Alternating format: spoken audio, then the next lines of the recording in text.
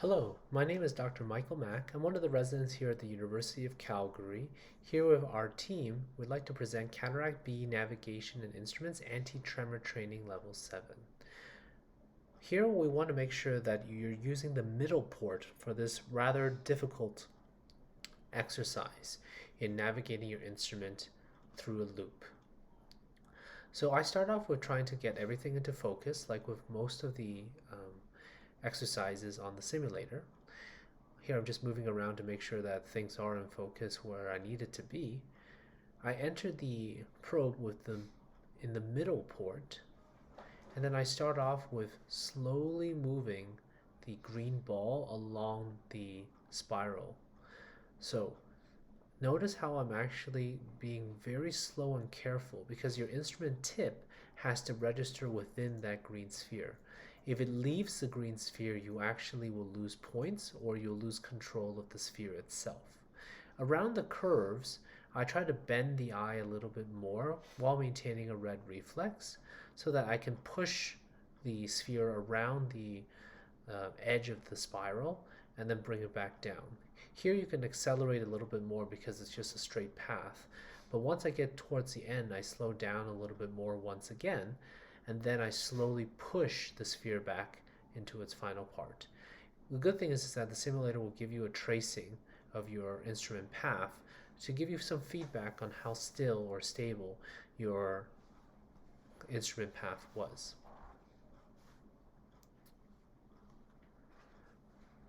Let's look at that one more time. So again, I try to bring everything into focus.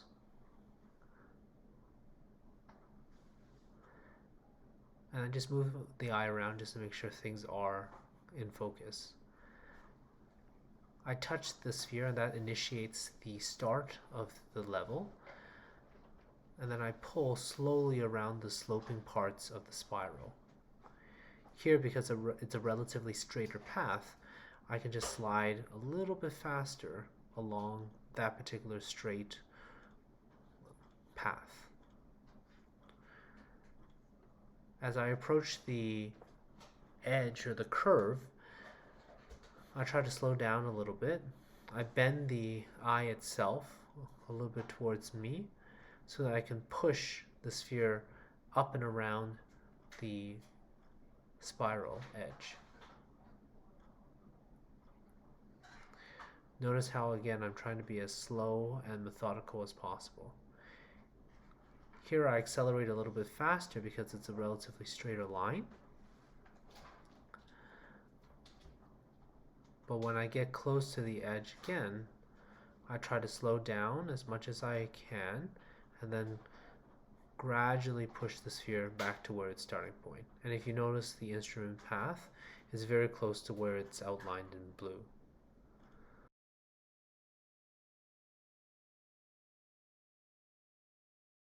Let's look at some things that you want to try to avoid. First of all, I would try to avoid being too high magnification in your settings because it will make things very difficult, especially your instrument movements will become magnified as well, and you may lose the edge of the sphere, just like how I'm demonstrating here, because your movements may be too big when you're in such high magnification.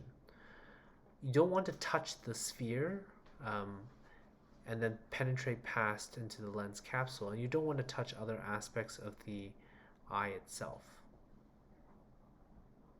Here I'm accidentally touching the iris because I'm not controlled well with my instrument, and then I can accidentally pull and push through the sphere itself and then touch other parts. And if you try to be fast, all you're going to do is you're actually going to lose control of the sphere. So try to avoid those.